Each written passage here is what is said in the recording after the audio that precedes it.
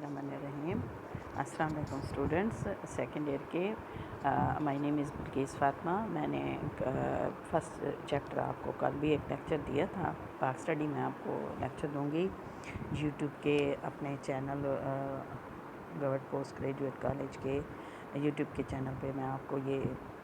Lecture दिया करूँगी। तो आज का हमारा जो पाक स्टडी का टॉपिक है, जैसा कि कल हमने कायद के हवाले से देखा था कि कायद-ए-आज़म और नज़रिया पाकिस्तान क्या है, आज का हमारा टॉपिक जो है वो अल्लामा इकबाल और नज़रिया पाकिस्तान और उसके साथ जो है नज़रिया पाकिस्तान के अज्ज़ाए तरकीबी हैं। तो हम देखते हैं कि अल्लामा इकबाल ने नज़रिया पाकिस्तान के हवाले से क्या कोटेशंस दी और उन्होंने क्या, क्योंकि हम समझते हैं कि इकबाल ने आइडिया ऑफ पाकिस्तान दिया, मुसव्विर पाकिस्तान भी कहा जाता है। तो अल्लामा इकबाल शायर भी थे और जो है उन्होंने शायरी के ज़रिए मुसलमानों को जगाया और इस तरफ ले आए कि मुसलमान अपने लिए अलहदा वतन हासिल करने की कोशिश करें। तो हम देखते हैं कि अल्लामा इकबाल नज़रिया पाकिस्तान के हवाले से जो उनके इरशादात हैं, उसमें इकबाल ने कहा कि पाकिस्तान के लिए जो दावा किया, तो सबसे पहले उन्होंने जो है मुस्लिम कौम को एक जो है अलहदा से वतन का जब तस्वुर दिया, तो उन्होंने कहा कि मुसलमान और हिंदू इकट्ठे कभी भी नहीं रह सकते। जैसा कि अंग्रेज़ कहते थे कि हिंदुस्तान के अंदर जो है अमन होना चाहिए, तो इकबाल का कहना था कि अगर आप हिंदुस्तान में अमन चाहते हैं तो उन्होंने कहा कि आप जो है मुसलमानों के लिए अलहदा वतन कायम कर दें। और अल्लामा इकबाल ने जो वाहिद कौम का तस्वुर था हिंदुओं का कि हिंदुस्तान के अंदर एक कौम बसती है, उसको भी उन्होंने मुस्तरद किया और कहा कि हिंदुस्तान के अंदर एक नहीं बल्कि दो जो हैं स्पेशली कौमें हैं और उनमें मुसलमान भी एक कौम है। तो Muslim and Hindu can not live together in one state and that the Muslims would succeed in making their own separate homeland, separate state sooner और लेटर। उन्होंने ये मुसलमानों को के लिए कह दिया कि जल्द या बदेर मुसलमानों को एक अपनी जुदागाना ममलिकत कायम करनी होगी। इकबाल ने बरसगीर में वाहिद कौम के तस्वुर को मुस्तरद कर दिया और मुसलमानों की कौम की एक जुदागाना हैसियत से जो है उनको बरकरार रखने के लिए उन्होंने ज़ोर दिया। और इकबाल ने कहा कि इस्लाम एक मुकम्मल ज़ाब्ता हयात है, इस्लाम is a complete code of life. और इसी बुनियाद पर उन्होंने कहा कि शुमाल मगरिब में अलहदा मुस्लिम रियासत के क़याम का तस्वर ऑल इंडिया मुस्लिम के लीग के सालाना इजलास 1930 में उन्होंने ये खिताब दिया और कहा कि इंडिया एक बरसग़ीर है, मुल्क नहीं। यानी इंडिया के अलावा अगर हम इसे जो है बरसग़ीर कह दें कि बरसग़ीर जो है वो एक छोटा खुशकी का खित्ता है जिसमें बहुत से ममालिक कायम हो सकते हैं, तो इंडिया एक बरसग़ीर है, एक कंट्री नहीं, एक मुल्क नहीं। यहाँ मुख्तलिफ़ मज़ाहिब से ताल्लुक़ रखने वाले, मुख्तलिफ़ ज़बानें लोग बोलने वाले लोग रहते हैं। मुस्लिम कौम अपनी जुदागाना मजहबी और सकाफ़ती पहचान रखती है और तमाम महज़्ज़िब कौमों का फ़र्ज़ है, आगे वो कह रहे हैं, तमाम महज़्ज़िब कौमों का फ़र्ज़ है कि मुसलमानों के लिए के मजहबी असूलों और सकाफ़ती समाजी इक़्तिदार का एहतराम करें। उन्होंने कहा कि जिस तरह एक कौम अपने इक़्तिदार का ख़्याल रखती है, इसी तरह उसे दूसरी कौमों के लिए भी इस तरह का जो है टॉलरेंस कायम करनी चाहिए कि दूसरों के लिए भी वो उसी तरह के जज्बात रखे कि जैसे अपनी कौम के लिए रखता है। India is not a country, it is a सब continent of human beings belonging to different language and practicing different religions. Muslims nation has its own religion and culture identity. उन्होंने कहा कि मुसलमानों का अपना एक मज़हब है, अपनी कल्चर आइडेंटिटी है, उसके थ्रू मुसलमानों को आज़ादी मिलनी चाहिए।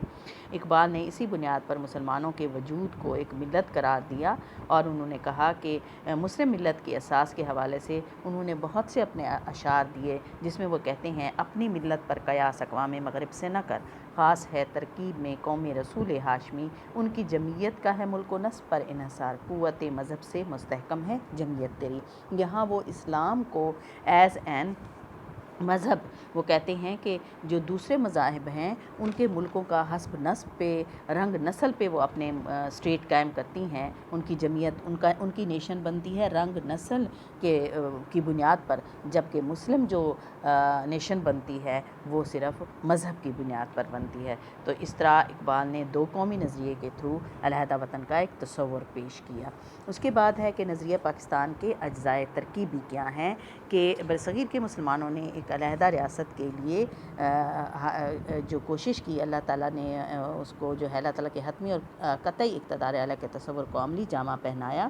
تو اس میں ہم دیکھتے ہیں کہ اس ذات عظیم کی برتر اور مطلق قوت کو نافذ کیا اور ایک ایسا نظام رائج کیا جو قرآن پاک اور حدیث رسول پر مبنی ہے۔ یعنی پاکستان کا نظریہ پاکستان اگر قائم کیا ہے تو اس کے ساتھ ساتھ نظریہ پاکستان کے جو اجزائے ترکیبی ہیں، کہ ہم نے جو نظریہ دیا،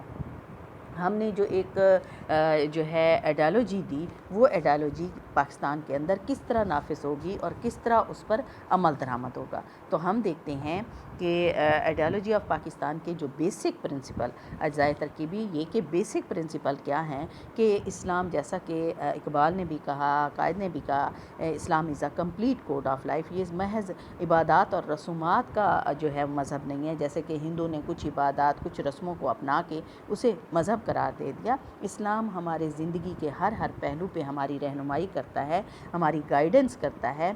اور انسانی زندگی کے تمام تقاضوں کو، جیسا کہ میں نے کہا کہ وہ socially, politically, economically, culturally, religiously ہماری رہنمائی کرتا ہے، کہ اسلام ہمیں بتاتا ہے معاشرت ہماری کیسی ہو، معیشت کیسی ہو، اخلاقیات کیسے ہو، سیاست کیسی ہو۔ یعنی اسلام نے ہمارے چھوٹے سے چھوٹے پہلو کو لے کے بڑے سے بڑے مسائل کو حل کیا اور ہمیں گائیڈ کیا۔ تو ہم دیکھتے ہیں کہ اسلام ہمیں بتاتا ہے کہ اٹھنا کیسے ہے، بیٹھنا کیسے ہے اور بات کیسے کرنی ہے، اور اس طرح چھوٹی باتوں کے ساتھ ساتھ بڑے بڑے مسائل بھی، کہ ہماری سیاست کیسی ہوگی، ہماری گورنمنٹ کیسی ہوگی، ہماری معیشت، ہم روپیہ پیسہ کیسے حاصل، ہماری جو ہے اخلاقیات کیا ہوگی، ان سب کے بارے میں جب اسلام ہمیں رہنمائی کرتا ہے تو اسلام ہمیں جو ہے ہم کہتے ہیں کہ Islam is a complete code of life. تو سب سے پہلے نمبر پر جب ہم دیکھتے ہیں کہ تو اسلام جو ہے، اسلام کے یا نظریہ پاکستان کی جو اجزاء ہیں وہ ہیں بلیف اینڈ پریئرز، کہ عقائد اور عبادات، جسے ہم کہتے ہیں عقائد اور عبادات، بلیف اینڈ پریئر۔ سب سے پہلے جو پاکستان کے اندر جو نظریہ پاکستان ہے، پاکستان کے قیام کا مطالبہ کیا گیا، اس میں مسلمان اپنے عقائد کے مطابق زندگی بسر کریں گے۔ یعنی پاکستان کا حصول ایک ایسی تجربہ گاہ حاصل کرنا تھا قائد کے مطابق، کہ ہم ایک ایسی تجربہ گاہ حاصل کرنا چاہتے ہیں جہاں ہم اپنے اسلام کے اصولوں کا ایکسپیریمنٹ کر سکیں۔ یعنی اگر متحدہ ہندوستان میں رہیں گے تو ہمیں اسلام کے اصول لاگو ہی نہیں کرنے دیں گے ہندو۔ ہمارے لیے ایک علیحدہ وطن ہو جہاں ہم اپنے عقائد کے مطابق زندگی گزار سکیں، اور اسلام نے جو ہمیں گائیڈنس فراہم کی ہے، اس گائیڈنس کے تھرو ہم تمام جو نظام ہے اس کو نافذ کر سکیں،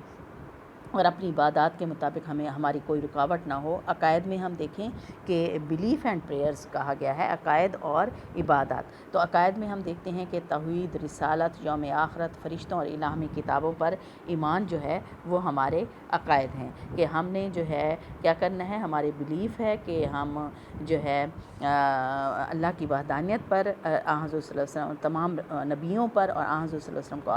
آخری نبی ماننا، اور یوم آخرت پر۔ یعنی عقائد میں ہم دیکھتے ہیں کہ اللہ کو ایک ماننا، رسالت میں ہم دیکھتے ہیں حضور صلی اللہ علیہ وسلم کو آخری نبی ماننا، اور اس کے بعد یوم آخرت کے یہ زندگی عارضی زندگی ہے، اور اس کے بعد ایک دائمی زندگی ہوگی۔ پھر اللہ کے جو نیک اور پاک فرشتے ہیں ان کو بھی سچ ماننا، اور الہامی کتابیں یعنی جو 4 کتابیں ہیں، توریت، زبور، انجیل اور پھر قرآن پاک، اس کو بھی ماننا، اور یہ بھی یقین رکھنا کہ توریت، زبور، انجیل وقت کے ساتھ اس میں ترمیم ہوئی ہے، اور قرآن پاک آخری اور حضور صلی اللہ علیہ وسلم پر اترنے والی کتاب ہے جس میں کوئی تحریف نہیں ہوگی، یعنی قیامت تک، رہتی دنیا تک یہ آخری کتاب ہی رہے گی۔ اس کے بعد جو پریئرز ہیں اس میں عبادات میں ہم دیکھتے ہیں نماز، روزہ، زکوٰۃ اور حج، کہ ہم نے کس طرح نماز ادا کرنی ہے وہ بھی اس ملک کے اندر، اور روزہ جو 1 مہینے کے ماہ رمضان کے روزے رکھنے ہیں، پھر جو یہ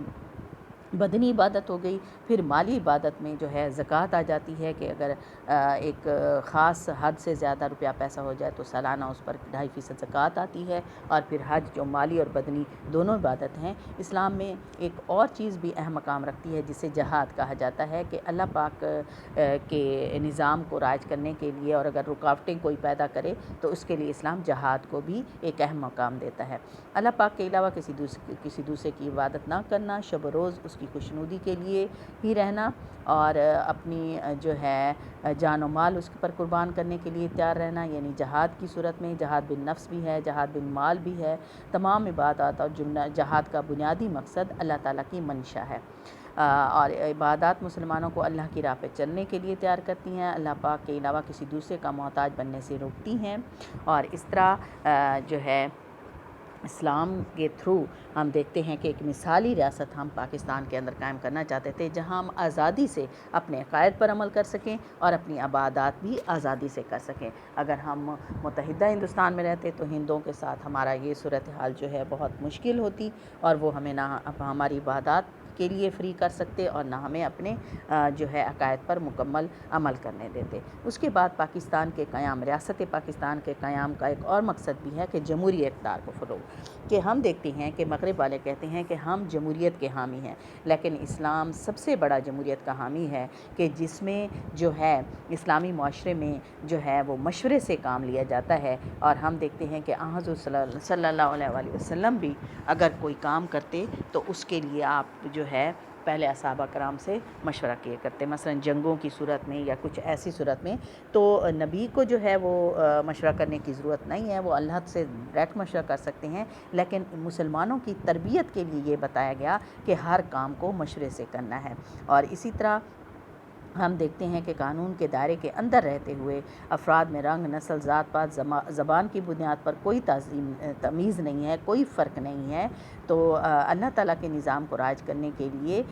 جو ہے عوام کے سامنے وہ جو امیر ہے وہ جواب دہ ہوتا ہے، وہ اللہ کا نظام لازمی رائج کرتا ہے، تو اس کے لیے ضروری ہے کہ عوام کی رائے بھی لی جائے، عوام کی منشا کے مطابق ہی اقتدار حوالے کیا جائے، عام لوگوں کو حکومت کی پالیسیوں پر تنقید کرنے کا حق ہو۔ خلیفہ اول حضرت ابوبکر صدیق نے خلیفہ کے طور پر اختیار سنبھالا تو صاف صاف کہہ دیا کہ عوام کے احکامات پر اس وقت عمل کریں، عوام میرے احکامات پر اس وقت تک عمل کریں جب وہ احکامات میں اللہ اور اس کے رسول کے احکامات سے کے مطابق دوں۔ اگر اللہ اور اس کے رسول کے احکام کے مطابق میں کوئی بات کہوں تو عوام پر میری اطاعت فرض نہیں ہے۔ تو پاکستان کا قیام بھی اسی مقصد کے لیے لائے گا کہ ہم پاکستان کے اندر اسلامک جمہوریت لائیں، مغربی تصور جمہوریت سے جو مختلف ہے۔ قائد اعظم نے 14 فروری 1948 کو سبی کے مقام پر فرمایا کہ آؤ ہم اپنے جمہوری نظام کو اسلامی رنگ میں اسلامی اصولوں کے مطابق بنیاد فراہم کریں۔ انہوں نے کہہ دیا کہ مغرب والی جو جمہوریت ہے وہ ہمیں پسند نہیں ہے، ہمارے لیے وہ جمہوریت نہیں ہے، آؤ ہم اپنے نظام کو، اپنے جمہوری نظام کو اسلامی رنگ میں اسلامی اصولوں کے مطابق بنیاد فراہم کریں۔ اللہ ذوالجلال نے ہمیں سکھایا ہے کہ ہم ریاستی امور کو بہن صلاح و مشورے سے طے کریں، یعنی ہمارے ریاستی امور صلاح و مشورے سے طے ہوں۔ تو اس طرح جو ہے اسلام نے پروموشن آف ڈیموکریسی جو ہے اس کی ویلیوز کو بھی اجاگر کیا کہ ڈیموکریسی کو کس طرح ہم جو ہے فروغ دے سکتے ہیں، اس کو کس طرح پروموٹ کر سکتے ہیں پاکستان کے اندر۔ یعنی پاکستان کے اندر یہ گنجائش نہیں ہے کہ ہم ڈیموکریسی کے اگینسٹ چلیں، ہم ڈیموکریسی کے تھرو ہی اپنے مسائل کو حل کریں گے۔ اس کے بعد جو ہے ایک اور جو ہم دیکھتے ہیں کہ ہمارے جو ہے بیسک پرنسپل میں آئیڈیالوجی کی بات ہے، وہ ہے معاشرتی انصاف اور مساوات، سوشل جسٹس اینڈ ایکویلٹی، کہ سوشل جسٹس ہو یعنی معاشرتی انصاف ہو اور ایکویلٹی مساوات ہو، جو کہ ہم دیکھتے ہیں کہ غیر مذہب میں یا دیگر جو ہندوازم ہے اس میں ہمیں نہ سوشل جسٹس نظر آتی ہے نہ ایکویلٹی نظر آتی ہے۔ تو اسلام امن، اخوت اور بھائی چارے کا مذہب ہے، وہ ہمیں درس دیتا ہے کہ امن قائم کرنا ہے، اخوت سے رہنا ہے، اتحاد سے رہنا ہے، بھائی چارے سے رہنا ہے۔ برصغیر کے مسلمانوں نے پاکستان کی تخلیق کا فیصلہ کرتے ہوئے اس خواہش کا اظہار کیا کہ وہ صحیح اسلامی معاشرے کا قیام چاہتے ہیں۔ عدل، مساوات، معاشرتی بہبود کے تقاضے ایک علیحدہ وطن میں ہی پورے ہو سکتے تھے۔ تو پاکستان جدید دنیا میں ایک مثال بننا چاہتا تھا۔ دنیا کی دوسری اقوام اس کے نظام سے متاثر ہو کر اس کی تقلید کریں، یعنی اس کو فالو کریں، فالو کرنے کے لیے کہ جو ہے اسے فالو کرنے کے لیے اسلام کو ہم اس طرح لاگو کریں گے کہ معاشرے کے اندر ایکویلٹی اور سوشل جسٹس کو نافذ کریں گے۔ اور اسلام کے بنیادی اصول بھی یہی ہیں، ڈیموکریسی، ایکویلٹی، سوشل جسٹس یعنی مساوات، معاشرتی انصاف، عدل و انصاف، جمہوریت، یہ اسلام کے ترہ امتیاز ہیں۔ اگر ہم اسلامی نظام کو دیکھیں تو اسلام کے نظام کے اندر ہمیں یہ ساری چیزیں نظر آتی ہیں کہ اسلام نے معاشرتی انصاف، یعنی اگر ہم شروع کے اسلام کے خلفائے راشدین کا دور دیکھیں، حضرت صلی اللہ علیہ وسلم میں معاشرتی انصاف بھی قائم ہوا جسے دنیا مثال کے طور پر پیش کرتی ہے، ایکویلٹی بھی ہوئی، اور جو جمہوریت کی مثالیں بھی ہمیں ملتی ہیں۔ تو اسلامی اصول جو ہیں، اسلام کے بیسک پرنسپل جو ہیں وہ یہی ہیں کہ معاشرتی انصاف، عدل، مساوات اور جناب جو ہے ایکویلٹی اور جمہوریت، یہ سارے اسلام کے ترہ امتیاز ہیں اسلام کے۔ اور اس طرح جو ہے اس کی مثالیں ہم دیکھتے ہیں۔ میں نے کہا کہ اسلام کے دور میں ہمیں نظر آتی ہیں کہ حضرت عمر فاروق نے مساوات اور عدل قائم کرنے کے لیے اپنے بیٹے کو سزا دی، انصاف اور قانون کی بالادستی کی۔ اسلام عورت کو بھی بلند مقام دیتا ہے کہ ماں، بہن، بیٹی، بیوی کی حیثیت سے وہ بہت بلند کردار اس کا ہوتا ہے۔ تو ہم دیکھتے ہیں کہ مغرب والے کہتے ہیں کہ ہم عورت کو آزادی دیتے ہیں، جبکہ اسلام نے بہت زیادہ عورت کو آزادی دی کہ ہم دیکھتے ہیں کہ اسلام اگر ماں، بہن، بیٹی کی صورت میں انہیں کوئی مطلب اپنے نان و نفقہ کے لیے، یعنی اس کے لیے انہوں نے ولی بنا دیے کہ کس طرح جو ہے مرد ان کی کفالت کریں گے۔ ماں کے قدموں کے تلے جنت رکھی، اور اسلام نے خواتین کو معاشرتی، معاشی، ثقافتی اور خاندانی ہر پہلو میں مکمل تحفظ دیا۔ اور پھر جو ہے اسلام بوڑھوں کے لیے، ناداروں کے لیے، والدین کے لیے جو اصول و ضوابط بناتے ہیں جو کسی اور مذہب میں نہیں ہے۔ اسلامی ریاست میں دولت کا چند ہاتھوں میں ارتکاز بھی نہیں ہوتا۔ اسلام نے، جیسا کہ ہم نے اپنے اس میں عقائد میں، عبادات میں دیکھا، اپنے پریئرز میں دیکھا کہ زکوٰۃ بھی ہماری جو مالی عبادت ہے وہ زکوٰۃ آتی ہے، جس میں اسلام کہتا ہے کہ دولت چند ہاتھوں میں نہ آئے بلکہ معاشرے کے اندر گردش کرتی رہے۔ تو اس کے لیے اس نے یہ کہا کہ اگر ایک خاص حد سے دولت بڑھ جائے گی تو پھر اس پر جو ہے زکوٰۃ کا نظام رائج ہوگا۔ تو پاکستان بنانے کا مقصد یہ تھا کہ ایک ایسی آئیڈیل سٹیٹ قائم کی جائے، مثالی ریاست قائم کی جائے کہ جس میں اخوت، بھائی چارہ، برداشت، مساوات، جمہوریت، معاشرتی عدل قائم ہو۔ اس کے بعد وہ کہتے ہیں کہ پاکستان بنانے کا ایک اور بھی مقصد کے بیسک پرنسپل کے اندر کیا ہے کہ شہریوں کے حقوق کی حفاظت کی جائے، کہ کیا ہو کہ شہریوں کے رائٹس اینڈ ڈیوٹیز کیا ہیں۔ Rights and duty of the citizen, تو اس میں ہم دیکھتے ہیں کہ پاکستان اسلامی ریاست کا قیام لایا گیا تو ایک طرفہ شہریوں کے حقوق اور تحفظات کی اہمیت تسلیم کی گئی کہ یہاں کے جو شہری ہیں انہیں کون کون سی جو ہے رائٹس ملیں گے، ان کے رائٹس کا ذکر کیا گیا، اور جس طرح کے رائٹس اینڈ ڈیوٹیز لازم اور ملزوم ہوتی ہیں، یعنی یہ کہ جس کا ایک کا اگر رائٹ ہے تو دوسرے کا جو ہے ڈیوٹی ہے، تو اس کو جو ہے پاکستان کے اندر ہم لاگو کریں گے۔ ایک اسلامی ریاست میں تمام شہریوں کو کسی تمیز کے بغیر بنیادی حقوق حاصل ہوتے ہیں۔ Basic rights of the people جو ہیں وہ بہت امپورٹنٹ حیثیت رکھتے ہیں کہ جو ہے سٹیزنز جو ہیں ان کی جان، مال اور عزت کی حفاظت ہو، انہیں جو ہے علم، صحت کی سہولتیں فراہم کرے ریاست، اور پھر جو ہے ان حقوق کے تھرو جو ہے وہ سورینٹی آف لا ہو کہ قانون کی حکمرانی ہو، کسی کے لیے کچھ اور قانون اور کسی اور کے لیے کچھ اور قانون نہ ہو، بلکہ حقوق تمام کے لیے برابر ہوں، یعنی ایکویلٹی ہو۔ جیسا کہ جو حضرت صلی اللہ علیہ وسلم نے بھی خطبہ حجۃ الوداع میں فرمایا کہ کسی گورے کو کالے پر، کالے کو گورے پر، عربی کو اجمی پر اور اجمی کو عربی پر کوئی برتری حاصل نہیں۔ تو اسلامی معاشرے میں، ہم پاکستانی معاشرے میں بھی کسی قسم کی کوئی ڈفرینس قائم نہیں کرنا چاہتے، کہ کوئی فرق قائم نہیں کرنا چاہتے، لہٰذا پاکستان کا قیام جو ہے وہ اس طرف بھی کہ عوام کو جو ہے کیا حقوق ملیں گے اور کیا کس قسم کے وہ فرائض ادا کریں گے۔ اس کے ساتھ ساتھ پاکستان کے لیے ایک اور بھی ہے کہ قائد اعظم نے فرما دیا کہ اب اگر ہم نے اسلام کے نام پر یہ ملک حاصل کیا ہے تو مغرب، برٹشر اور ہندو اس بات پر اعتراض کرتے تھے کہ یہ تھیوکریٹک ریاست ہوگی۔ تھیوکریٹک ریاست یہ کہ جس میں صرف ایک ہی مذہب کے لوگ ہوں گے، دوسرے مذاہب کو کوئی اہمیت نہیں حاصل ہوگی۔ تو اس پر پاکستان میں اقلیتوں کو تحفظ دینے کے لیے قائد اعظم نے واضح کیا کہ پاکستان اقلیتیں وہ جو نان مسلم ہوں گی، ہمارے ہاں 98% مسلم ہیں اور 2% جو ہیں نان مسلم ہیں، جن میں ہندو ہیں، سکھ ہیں، عیسائی ہیں اور پارسی ہیں، اور یہ سارے مل کے 2% ہوتے ہیں۔ تو قائد اعظم نے فرما دیا تھا، واضح کر دیا تھا کہ پاکستان میں اقلیتوں کے حقوق جو مینارٹی ہوں گی، یعنی میجورٹی مسلم کی ہے، تو اس کا مطلب یہ نہیں ہے کہ تھیوکریسی ہوگی جس میں جو ہے صرف اپنے مذہب کے لوگوں کو ہی تحفظ فراہم کیا جائے گا، اسلام کو اور باقی لوگوں کو نہیں۔ تو پاکستان کی اقلیتوں کے بارے میں آپ نے فرمایا قائد اعظم نے، پاکستان میں اقلیتوں کے حقوق کا پورا خیال رکھا جائے گا۔ اسلام کسی صورت میں بھی یہ اجازت نہیں دیتا کہ اسلامی معاشرے میں زندگی گزارنے والی اقلیتوں کے جان، مال، عزت اور مذہبی روایت کا تحفظ نہ کیا جائے، یعنی ہم ان کی ان روایت کا تحفظ بھی کریں گے۔ اور اس طرح پاکستان میں اسلامی معاشرے کی عصر نو قیام کا خواب دیکھا گیا کہ پاکستان کے اندر اس طرح کے مسائل کو حل کیا جائے گا۔ اس کے بعد ہم دیکھتے ہیں کہ بیسک جو principle of ideology of Pakistan ہے، اس میں آتا ہے ایکوالٹی اینڈ فرٹرنیٹی، کہ ایکوالٹی اور فرٹرنیٹی یعنی اخوت اور بھائی چارہ، اخوت اور بھائی چارہ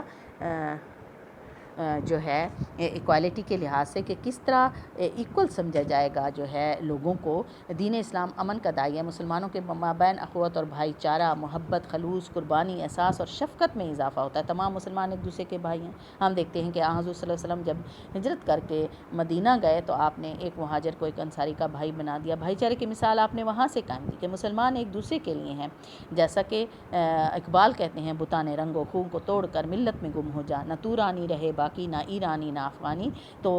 ہم دیکھتے ہیں کہ حضور صلی اللہ علیہ وسلم نے بھی فرمایا کہ اخوت اور مسلم معاشرے کے لحاظ سے مسلمان دنیا کے جس کونے میں بھی رہتے ہیں وہ مسلم ملت کے فرد ہیں۔ اسلامی ریاست پاکستان کے اندر بھی یہی تصور تھا کہ نہ صرف پاکستان کے اندر رہنے والے مسلمان ایک دوسرے کے بھائی ہیں، بلکہ جو ہے پاکستان کے مسلمان دنیا کے مسلم کنٹریز میں دنیا کے مسلمانوں سے اپنے روابط قائم کر سکیں گے، کیونکہ اگر ہم متحدہ ہندوستان میں رہتے تو ہندو ہمیں، یعنی اس وقت اگر ہندوؤں کی حکومت ہوتی تو وہ ہمیں مسلم دنیا سے رابطے سے بھی کاٹ دیتے۔ تو اسلام جو ہے وہ مسلمانوں کے بھائی چارے پہ نہ صرف پاکستان کے اندر رہنے والے بلکہ دنیا کے تمام مسلمانوں کا بھائی چارہ، کہ دنیا کے تمام مسلمان ایک دوسرے کے لیے بھائی بھائی ہیں، اور کس طرح ایک مسلمان کی تکلیف دوسرے مسلمانوں کو جو ہے وہ تکلیف میں مبتلا کرتی ہے۔ تو یہ جو ہے ہمارے آئیڈیالوجی آف پاکستان کے بیسک پرنسپل اجزائے ترکیبی تھے۔ اوکے۔